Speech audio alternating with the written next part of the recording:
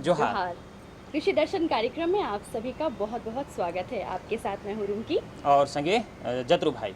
आज और की शुरुआत हम करेंगे, लेकिन जो शुरुआत हम हमेशा से करते हैं यानी हाँ, हाँ। कृषि समाचार से। आज भी हम कृषि समाचार देखेंगे, उसके बाद ही हम आपको ढेर सारी जानकारी ताऊ देंगे। किसान मन हमरे फटाफट देखिला कृषि समाचार में हमरे मन जानब कि आज का पद्धति कर बारे में जानकारी हमरे मन के भेटात है।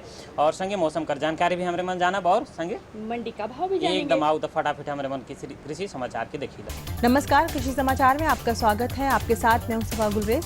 खबरों से पहले आइए नजर डालते हैं आज की सुर्खियों पर। राज्य में मत्स्यजीवी सहयोग समितियों को दिया जाएगा प्रशिक्षण। खरीफ फसलों के अनुदानित बीज मूल्य की घोषणा। बुआई से पहले खरीफ फसलों का जरूर करें बीजोपचार। और अब समाचार विस्तार से। मत्स्य निदेशालय झारखंड सरकार की ओर से राज्य के 12 जिलों में मत्स्यजीवी सहयोग समितियों को 3 दिवसीय प्रशिक्षण देने की योजना तैयार की गई है। इस योजना के अनुसार रांची, खूंटी, गुमला, सिमडेगा, लातेहार, पूर्वी और पश्चिमी सिंहभूम, सरायकेला, दुमका, जामताड़ा, साहेबगंज और पाकुड़ जिले में एनएफडीबी हैदराबाद के द्वारा पायलट परियोजना के अंतर्गत जलाशय मत्स्यिकी तथा सहकारी समितियों के मजबूत और विकसित करने के लिए उनके सदस्यों को 3 दिवसीय प्रशिक्षण दिया जाएगा। कृषि विभाग लैंप्स और पैक्स के माध्यम से जो खरीफ फसलों का अनुदानित बीज उपलब्ध करा रहा है, उसमें एक किसान को प्रति हेक्टेयर 40 से 50 किलो बीज देने का प्रावधान है, जबकि हाइब्रिड बीज 6 से 15 किलो दिया जाएगा। बीजों के लिए निर्धारित अनुदानित मूल्य कुछ इस तरह से हैं। अभिषेक धान 17 रुपये 50 पैसे, सहभागी धान 17 रुपये, IR 64 धान 16 रुपये, KRH2 धान 76 रुपये, MTU 7029 धान 13 रुपये 50 पैसे, मूंगफली 40 रुपये, उड़द 47 रुपये 50 पैसे, अरहर 43 रुपये 50 पैसे, तिल 82 रुपये 50 पैसे, मक्का 52 रुपये 50 पैसे प्रति किलो है। खरीफ फसलों के सुरक्षित बेहतर उपज के लिए बुआई से पहले बीजोपचार बहुत जरूरी है। इसके लिए किसान फफूंदी नाशक दवाइयों सहित थीरम, कार्बेंडेजिम, क्लोरोपारीफास दवा से बीजोपचार कर लें। साथ ही राइजोबियम कल्चर का भी इस्तेमाल करें। फसलों में लगने वाले कीड़े और बीमारियां फसलों के उत्पादन को चौपट कर देता है।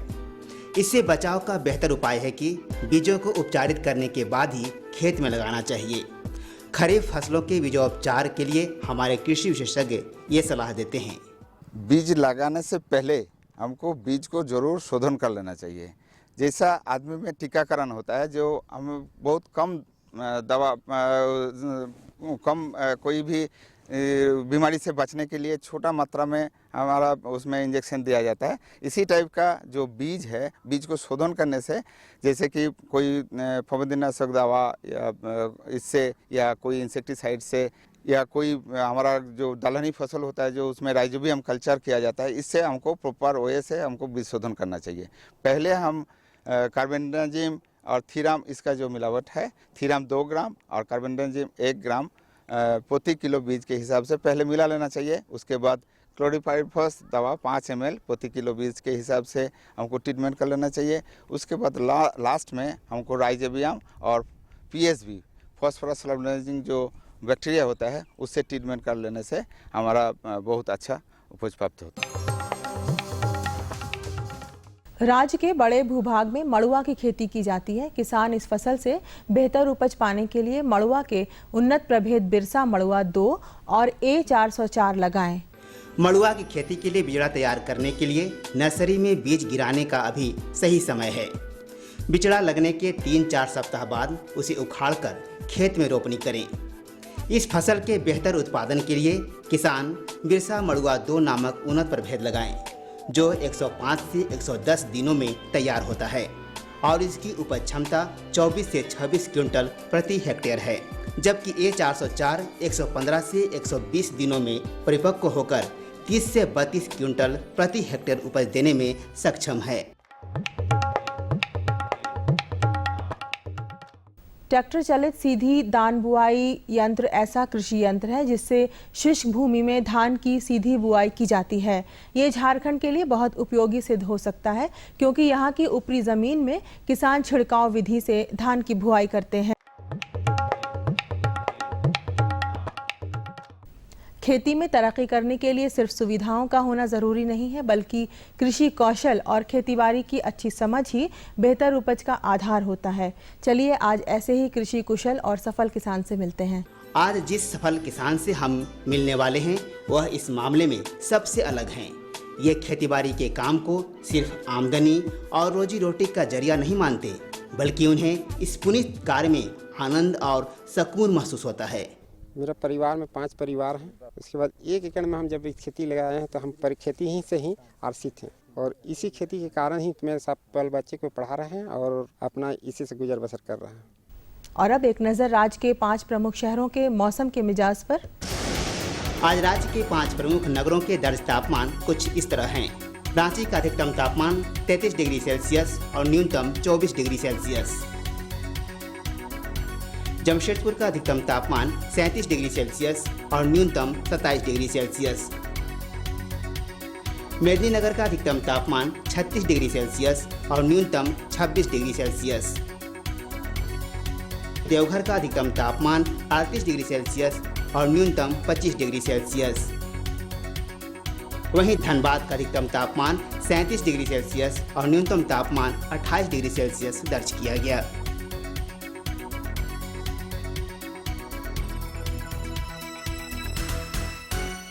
और अब मंडी भाव में आइए नजर डालते हैं अनाजों के भाव पर।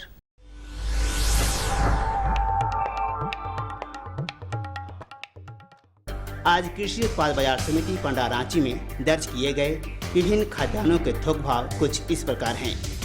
चावल मोटा 1800 रुपये से 2050 रुपये, चावल मध्यम 2125 रुपये से 2475 रुपये, चावल उत्तम 2750 रुपये से 4900 रुपये, गेहूँ 1380 रुपये से 2075 रुपये, चना 3400 रुपये से 4050 रुपये, दाल अरहर 5700 रुपये से 6600 रुपये, दाल मसूर 4600 रुपये से 5050 रुपये, दाल चना 4550 रुपये से 4950 रुपये, सरसों तेल 8575 रुपये से 9575 रुपये, चीनी 3300 रुपये से 3450 रुपये, आलू 750 रुपये से 930 रुपये और प्याज 1075 रुपये से 1250 रुपये प्रति क्विंटल रहा।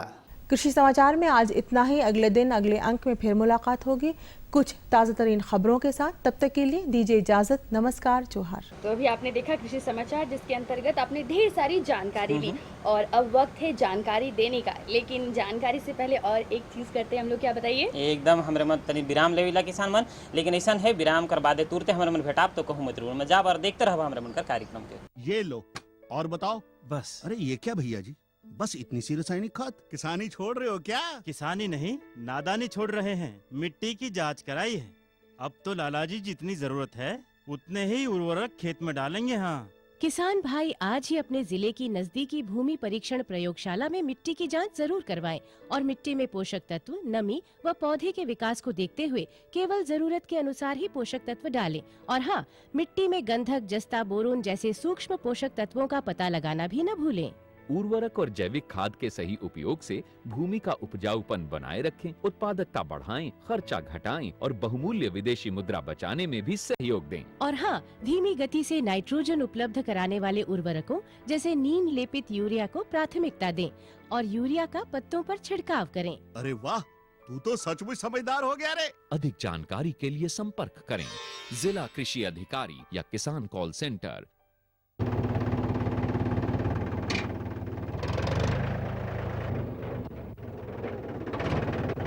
अरे हरकू वाह, बीज, कीटनाशक और आज खाद भी। अरे इतना खर्चा कहाँ से? अरे खर्च की चिंता किसे है, मेरे पास है ये किसान क्रेडिट कार्ड। कार्ड? अरे बैंकों द्वारा जारी इस कार्ड से किसान उसकी सीमा तक की रकम कभी भी बैंक से निकलवा सकता है और खेती बाड़ी की सामग्री कभी भी खरीद सकता है। कर्ज के झंझट से भी छुटकारा, और तो और बिजली के बिलों का भुगतान, डीजल इससे खरीदना और आसान हो गया है। तो हर को भैया एक कार्ड मेरे लिए भी। किसान क्रेडिट कार्ड के लिए नजदीकी बैंक से संपर्क करें और पाएं ढेर सारे लाभ। खुशबू की फुहार में, स्वाद की बहार में, तरक्की की तानों में, खिलती मुस्कानों में, हरे भरे पौधों में, बड़े बड़े सौदों में, मधुर भिनभिनाहट में, खुशियों की आहट में। NHM बागवानी मिशन, हमारी चाहत, आपकी मुस्कुराहट। एक बार फिर से आप सभी का बहुत बहुत स्वागत है कृषि दर्शन के इस अंक में। भौजी देखो बरसात कर बेरा तो आ जा है, खेती बाड़ी कर अब मौसम भी है और सब बटे हरियर हरियर दिशत है, खेत दाण जितना है सब एकदम हरिया जा है। तो भाई इसमें हम अगर आप बता दें आपको कि आज का जो हमारा विषय क्या है, भाई दाल चावल तो खाना सबको बहुत पसंद है, हमको और तो अगर सूखी दाल खाने में भी मजा आता है, यानी कच्चे दाल को अगर जब फरता है तो खाने में भी मजा आता है। तो लेकिन उसकी उत्पादन कैसे बढ़े ताकि हम हमेशा चावल के साथ दाल को खा सके, तो इसके लिए बहुत सारी उपाय करने की जरूरत है। तो संगे ऐसा है कि वैज्ञानिक पद्धति से अगर हम खेती करत थी तो हमरे मन उत्पादन भी बगरा ले सकीला और जो अपन आर्थिक स्थिति है उसके मजबूत भी कर सकीला। तो हमरे मन फटाफट के बारे में जानकारी लेवल किसान मन की अरहर जो है दाल से हमरे वैज्ञानिक तरीके से कैसे खेती कर सकीला, और उन्नत किस्म कौन कौन सा है और देखभाल कैसे हमरे करबो जी है, यानी सारी चीजें एक बार में एकदम। तो हमरे मन की विशेषज्ञ जानकारी देवे, विशेषज्ञ हैं डॉक्टर एस कर्मकार। तो फटाफट जानकारी कर रहे किसान मन। डॉक्टर साहब आप हमें बताएं कि अरहर की खेती किस तरह से करें और उसके लिए जमीन को किस तरह से हम तैयार करें। हाँ, पहले तो हमको ये ज़मीन लेना चाहिए जिसमें कि हमारा ज़मीन में पानी जमाव ना हो, ये हमको पहले ध्यान देना है। इसके लिए जो एकदम अपलैंड है उसमें ना जाए, उसमें तो दूसरा ढलान थोड़ा सा टाटू जो है उसमें अगर अरहर लगाया जाए तो उसमें पानी जमाव नहीं होगा और पानी कुछ दिन तक रहना चाहिए। ये भी ज़मीन हमको देखना चाहिए जिसमें कि फर्टिलिटी थोड़ा सा ज़्यादा है, क्योंकि ये 7 से 8 महीना का फसल है। तो इसके लिए हमको ये भी देखना है पानी जमाव ना हो और बहुत दिन तक इसमें पानी का जो ज़रूरत है फूल आते टाइम और पॉड फॉर्मेशन के टाइम इसमें पानी मिलते रहे। तो इसीलिए उसी टाइप का ज़मीन को चुनाव करना है। और उसके पहले से ही जो किसान बंधु ज़रूर इसमें गर्मी में जोताई करके रखे होंगे। अभी जो बारिश हो रहा है उसमें कुछ दिन रुक जाना चाहिए, उसके बाद जो एक खरपतवार का जो फ्लैश आएगा उसके बाद अगर करे तो दूसरा बार खरपतवार बहुत कम आएगा उसमें। तो हमको पहले ही ज़मीन को अच्छा से तैयार करने से पहले हमको गोबर खाद, जो भी हमारा सड़ी हुई गोबर खाद है, ख्याल ये रखना है सड़ी हुई गोबर खाद देना है, नहीं तो उसमें टर्माइट का जो दिमाग का प्रकोप है वो आ सकते हैं। तो इसके लिए हमको पहले ही कौन सा बीज लगाना है इस पर हमको ध्यान देना है। तो बीज के लिए हमको ये देखना है जो हमारा ज़मीन कैसा है, कितना दिन तक हमको उसमें हम छोड़ सकते हैं। अगर कम दिन वाला है तो उपज 120 है, उसको हम कम दिन में तैयार करके रख सकते, क्योंकि ज़्यादा दिन तक हो सकते हम ज़मीन को छोड़ नहीं सकते, उसमें ग्रेजिंग का प्रॉब्लम आ सकते। और मीडियम ड्यूरेशन का अगर चुनना है तो उसमें बिरसा उड़द 1, नरेंद्र अरहर, आशा ये हम लगा सकते। और थोड़ा सा लेट है जो कि करीब करीब 8 महीने चला जाएगा, उसके लिए बाहर हमको चुनाव करना है। इसके साथ साथ हम लोग अभी देखे हैं जो झारखंड में हाइब्रिड अरहर जो ICPH 2671 जो वैरायटी है, इसका भी काफ़ी संभावना है, क्योंकि इसका उपज जो हमारा आगे जो बताया गया जो प्रभेद है उससे करीब करीब 2 गुना हमको उपज मिल जाता है। लेकिन इसके लिए हमको काफ़ी फर्टाइल लैंड को हमको चुनाव करना चाहिए। सर ये भी बताएं जैसे कि अरहर की खेती के लिए ज़मीन तैयार हो गई हमारी, जैसे आपने कहा कि 7 से 8 महीने की ये फसल पूरी तरह से तैयार होने में लगती है। इस बीच में पौधे में किसी तरह के कीट वगैरह अगर लग जाती तो उस पर कैसे बचाव करें? ना, उसके पहले तो हम ये बताएंगे जो पहले जो आपका लगाना है उसका विधि है, उसको फॉलो अप करके लगाए तो उसमें आपका जो कीट का बोल है बीमारी का उसमें प्रकोप कम होगा। तो फॉलो अप करने से हमको पहले ही ध्यान देना है बीज शोधन। बीज शोधन के लिए हमको थीराम और कार्बेंडाजिम, ये थीराम 2 ग्राम और कार्बेंडाजिम 1 ग्राम, ये अच्छा से मिला के बीज के साथ अच्छा से मिला देना चाहिए। और जहाँ दीमक का प्रकोप है वहाँ क्लोरोपाइरिफॉस जो दवा है उसमें प्रति किलोग्राम बीज के हिसाब से 5 ml दवा उसमें मिलाना चाहिए। लास्ट में जो राइजोबियम है, राइजोबियम कल्चर जो है अरहर के लिए जो उपयुक्त है उसको हमको अच्छा से मिलाना चाहिए। और इसके साथ साथ हमारे पास अगर पीएसबी उपलब्ध है तो उसमें हमको उससे भी उपचारित कर लेना चाहिए। जो अभी जो हम बताए उपवास, बिरसा, उड़ादवान, आशा, ये सब के लिए हमको 100 किलोग्राम करीब डीएपी और 15-20 किलोग्राम यूरिया और 40 ग्राम पोटास ये हमको देना है। और 125 से 150 केजी हमको फॉस्फोजिप्सम देना है। लेकिन अगर ICPH 2671 जो कि हाइब्रिड अरहर है उसके लिए हमारा जो खाद है उसको 1.5 गुना कर देना चाहिए। ये 1.5 गुना क्योंकि इसका काफ़ी उपज होता है, इसके लिए न्यूट्रिएंट भी ज़्यादा ज़रूरत पड़ता है, तो इसको देने से पौधा बहुत स्वस्थ होगा, इसमें बीमारी बहुत कम लगेगा। और इसके पहले और एक बार जो इसके लिए बहुत ज़रूरत होता है जो कि एसिडिक होता है हमारा मिट्टी, तो उसमें हमारा 3 से 4 क्विंटल हमारा चूना के भी ज़रूरत पड़ता है जो कि लगाने से पहले लाइन में हमको प्रयोग करना चाहिए। तो इसके बाद हमको वही देखना चाहिए कि जब हमारा इतना जो हमने बताया इस तरीक़ा से खेती करने से हमको अच्छा पैदावार भी मिल जाएगा, कीड़ा से भी बचाव हो जाएगा। अरहर का 2 लाइन जो इसका जो स्पेसिंग है जो हम बोले अर्ली जो अरहर है उपवास 120, इसके लिए 60 सेंटीमीटर दूरी पर इसको लगाना है और पौधा से पौधा दूरी होगा 20। मीडियम ड्यूरेशन जो है उसमें हमको लगाना चाहिए 75 सेंटीमीटर दूरी पर लाइन और 25 सेंटीमीटर पौधा से पौधा। अभी जो हाइब्रिड अरहर बताया उसके लिए हमारा 90 सेंटीमीटर दूरी लाइन से लाइन दूरी होगा और 30 सेंटीमीटर पौधा से पौधा होगा। तो इस हिसाब से उसको करना है। इसके बाद हमारा अगर फिर इंसेक्ट आ जाए तो नीम सीड कर्नल जो एक्सट्रैक्ट है 5% इसको अप्लाई कर देना चाहिए। ये बहुत एनवायरनमेंट के लिए भी बहुत अच्छा होता है और इसमें हमारा कीड़ा से भी बचाव हो जाता है। इसके अलावा अगर इससे नहीं होता है तो इंडोक्साकार्ब 0.5 ml लेके उसमें 1 लीटर पानी में मिला के छिड़काव कर देना चाहिए। और कोई सकिंग इंसेक्टिसाइड आ गया तो मिथाइल डाइमिथॉन 1 मिलीलीटर दवा 1 लीटर पानी में मिला के इसको छिड़काव करना चाहिए। किसान बंधु, आपने देखा कि कितने अच्छे से डॉक्टर साहब ने तमाम जानकारियाँ दी, लेकिन 7-8 महीने के बाद जब फसल तैयार होती है तो अहम चीज़ होती है कटाई। तो आप डॉक्टर साहब से जानते हैं कि सही तरीके से कटाई में किन किन बातों का ध्यान रखा जाए। अभी जो हमने बताया तो ये तो अच्छा ग्रोथ के लिए हुआ। इसके बाद क्या है, हमको एक चीज़ ध्यान, अभी बोले हम ये अपलैंड पर लगाते हैं, लेकिन ये हमको ये भी निश्चित करना है जब इसका फूल आ गया है उसके बाद जो पॉट फॉर्मेशन करेगा तो उसमें हमको अच्छा से मॉइस्चर रहना चाहिए, अदरवाइज वो आपका ठीक से आपका उपज प्राप्त नहीं होगा। तो ठीक इसी तरीक़ा से उस टाइम मॉइस्चर भी ठीक से मिले उस टाइम हमको ख्याल करना है। इसी टाइप का खेती करने से आपको जो देसी वैरायटी है उसमें हमको 12 से 15 क्विंटल प्रति हेक्टर मिल जाएगा और जो हाइब्रिड अभी बताया उसमें हमको 25 से 30 क्विंटल तक हमको प्रति हेक्टर उपज मिल जाएगा।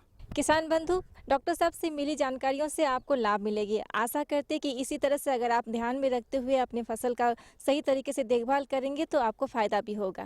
डॉक्टर साहब आपने बहुत सारी जानकारी दी, आपका बहुत बहुत धन्यवाद। आपको भी और किसान बंधु भाई, ये जानकारी तो काफ़ी बढ़िया रही। यानी दाल की जो खेती है उसमें काफ़ी मुनाफा भी होगा और उसमें कुछ बोलते हैं ना वो नुकसान भी काफ़ी कम हो सकता है। हाँ, और फायदा बग रहा है। कारण है कि देखो, और माटी का जो उर्वरा शक्ति है कि अरहर जितना भी दाइल किस्म कर जे खेती है से माटी के उर्वरा शक्ति के बनाएला है नहीं।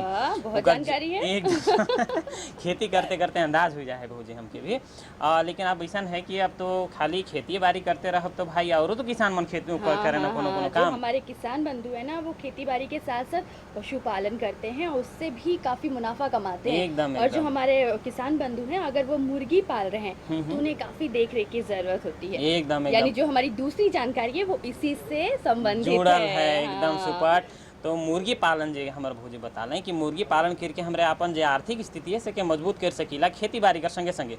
तो मुर्गी कर देख रेख हमरे बरसात कर में मौसम में कैसे कर सकीला, कैसे करेंगे। और जो फफूंद नामक एक होता है बीमारी है वो जो मुर्गी है उसमें लग जाता है, जिससे मुर्गी जो होती है बीमार हो जाती है, बहुत तरह के उसमें और भी रोग परजीव लग जाते हैं एकदम। तो ओकर देखभाल हमरे मन कैसे कर सकीला किसान मन, ताऊ हमरे मन इकर बारे में जानकारी फटाफट ले लेला कि मुर्गी में जे फफूंद जनित जे पोषण से संबंधित बीमारी है एकदम। तो अब आओ हमारे मन फटाफट जानकारी कर लो इकर बारे में। विशेषज्ञ हमारे मन के जानकारी देवें, विशेषज्ञ हैं डॉक्टर सुशील प्रसाद। डॉक्टर साहब हमारे किसान भाइयों को बताइए कि फफूंद जनित बीमारी मुर्गियों में जो होते हैं वो कैसे होते हैं और उसकी रोकथाम वो कैसे करें। का ये प्रश्न बहुत ही अच्छा प्रश्न है कि अभी बरसात का मौसम शुरू होने वाला है, ख़ास तौर से इस समय ही फफूंद जनित रोग होने की समस्या ज़्यादा होती है। एक तो है कि मुर्गियों का भोजन जो भी आप देते हैं, दाना देते हैं, उसमें आपको फफूंद लगने का बहुत ज़्यादा समस्या इस समय होता है। तो दाना, एक तो आप दाना जब भी एक जहाँ से भी ख़रीदें वो आप फ्रेश दाना ख़रीदिए ताकि उसमें ज़्यादा दिन का जमा किया हुआ दाना नहीं हो। पहला चीज़, इस चीज़ को ध्यान रखें। दूसरी बात है कि ज़्यादा मात्रा में दाना खरीद करके आप अभी बरसात में नहीं रखें। बरसात में जब भी दाना खरीदें तो थोड़ा थोड़ा दाना ही खरीद करके रखें। और एक बात का ध्यान रखें कि बरसात के दिनों में ख़ास तौर से बोरा में अगर आप दाना ला रहे हैं तो बोरा में दाना को नहीं छोड़ें, क्योंकि बाहर के वातावरण में नमी ज़्यादा है और नमी जो है बोरा से सोख करके और वो दाना में आ जाने से उसी में आपको फफूंद लगता है। तीसरी बात है कि दाना का भंडारण इस समय में खास करके जब आप बरसात के दिनों में करते हैं तो इसे ये प्लास्टिक का ड्राम आजकल मिलता है, उस ड्राम में रख करके ढक दें और तब आप इसे दाना दें खाने के लिए ताकि उसमें नमी ना लगे। तो आपने बताया कि 2 तरह की बीमारी होती है, तो इनके लक्षण क्या हैं जो हमारे किसान भाई पास? हाँ, तो इसमें देखिए ऊपर से आपको लक्षण नहीं, इसमें ब्रूडर्स निमोनिया में जैसे कि कहते हैं, तो इसमें वो चूज़ों में आप देखेंगे कि सांस लेने की दिक्कत होगी और वो चोंच जो है बार बार खोलती हैं बंद करते हैं। तो ब्रूडर्स इसलिए निमोनिया की बीमारी है, इसमें लंग्स जो है वो इसका अफेक्टेड होता है। तो जब आप इसका पोस्टमार्टम कहीं से भी करवाएंगे, किसी भी पशु चिकित्सक से करवाएंगे, तो वो इसके पोस्टमार्टम में वो लंग्स देख करके पता लग जाता है कि इसे ब्रूडर्स निमोनिया है कि नहीं। ये ख़ास तौर से बत्तख के चूज़ों में बहुत ज़्यादा है, इससे इसकी समस्या है ब्रूडर्स निमोनिया की। इसलिए जो भी बत्तख पालन से जुड़े हुए होंगे तो वो इस चीज़ का विशेष ध्यान रखें कि जहाँ पर चूजे रखते हैं वहाँ पर फफूंद लगने की समस्या ना हो। दूसरी बीमारी जो हमने कहा, ये दूसरे तरह के फंगस से होता है, इसको कहते हैं अफ्लाटॉक्सिकोसिस, यानी कि ये फीड में, दाना में होता है। दाना में अगर फंगस लग जाए, अगर फफूंद लग जाए तो उससे जो जहर निकलता है एक, तो ये फफूंद जो है ये जहर निकालते हैं और ये दाना को जहरीला बना देती है। इसमें आप देखेंगे कि जो मुर्गी है वो दाना खाएंगे, आप पेट के पीछे का पोर्शन जो देखेंगे, पेट के पीछे के पोर्शन में पानी जमा हो जाता है, जिसको हम लोग एसाइटिस कहते हैं। तो पानी जमा हो जाएगा और पीछे का पोर्शन थोड़ा भारी जैसा लगने लगेगा और मुर्गियाँ मरेंगी भी। इसमें मरने पर भी, इसमें भी आप अगर अंतः परीक्षण करवा लेते हैं तो इससे आप कंफर्म हो जाएंगे कि ये हमारी मुर्गियाँ अफ्लाटॉक्सिकोसिस से हो रही हैं। तो उसके बचाव वो लोग किस प्रकार से करेंगे? हाँ, बचाव के लिए तो सबसे पहला चीज़ है कि हमें ये फफूंदी लगने नहीं देना है। तो एक तो चीज़ ये है कि आप दाना का भंडारण आप सही तरीके से करें और दूसरा चीज़ इस चीज़ का ध्यान रखें कि अगर अफ्लाटॉक्सिकोसिस हो जाता है तो ऐसी स्थिति में आप सबसे पहले दाना को आप परिवर्तन कर दें। दाना जो आप खिला रहे थे उसे बदल करके कुछ फ्रेश दाना ले करके आप दे करके देखें तो आपके मृत्यु दर को कम किया जा सकता है। तो ये इस चीज़ का हो जाने पर आप इसे ध्यान रखें, क्योंकि ये दोनों ये बीमारी अफ्लाटॉक्सिकोसिस बहुत ही खतरनाक है और इसका दाना का आप भी परीक्षण किया जाता है अफ्लाटॉक्सिकोसिस के लिए। अगर आप के दाना में अफ्लाटॉक्सिन है तो इसका अगर आप किसी अच्छे जहाँ पर दाना का ये एनालिसिस किया जाता है वहाँ अगर आप देंगे टेस्ट करने के लिए तो वहाँ टेस्ट करके भी बता दिया जा सकता है कि आपके दाना में अफ्लाटॉक्सिकोसिस है, अफ्लाटॉक्सिन है या नहीं है। इसके अलावा कुछ दवाइयाँ भी इस तरह की हैं जो कि एंटी फंगल ड्रग जिसे कहते हैं, इसे आप बाज़ार में उपलब्ध है, इसे लेकर आप दाना में मिला देंगे तो इससे भी आप मुर्गियों को इस फंगस से बचा सकते हैं। किसान भाइयों, फंगस से जो रोग होते हैं वो दानों से होते हैं, तो दानों का अगर रख रखाव बढ़िया से करेंगे तो फंगस मुर्गियों में नहीं होंगे। कि डॉक्टर साहब आप हमारे किसान भाइयों को बताइए कि जब बरसात के दिन आ रहे हैं, ऐसे में उनकी रख रखाव में क्या विशेष सावधानी बरतनी चाहिए?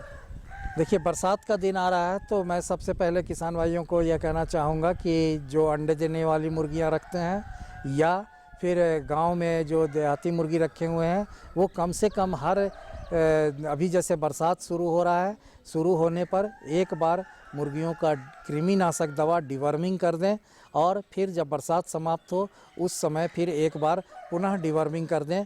दूसरे जो फार्मिंग कर रहे हैं फार्म में रख करके, वो इस चीज़ का ध्यान रखें कि मुर्गियों का लीटर को कभी भी गीला नहीं होने दें, क्योंकि लीटर अगर गीला हो गया तो समझिए कि जितनी भी बीमारियां परिजीवी रोग हैं, ख़ास तौर से जैसे कॉक्सीडियोसिस और वर्म का इन्फेक्शन होना, ये समस्या ज़्यादा आ जाएंगे फार्म में। इसलिए लीटर को आप चूना मिला करके और सूखा रखने का प्रयास करें। तो किसान भाइयों, आपने देखा कि अगर फंगस जनित रोकथाम करनी है मुर्गियों में तो डॉक्टर साहब के बताए अनुसार हम उपचार करेंगे और उनके खान पान पर विशेष ध्यान देंगे। डॉक्टर साहब, आप हमारे इस कार्यक्रम में आए और इतनी अच्छी जानकारी दी, इसके लिए आपका बहुत बहुत धन्यवाद। धन्यवाद।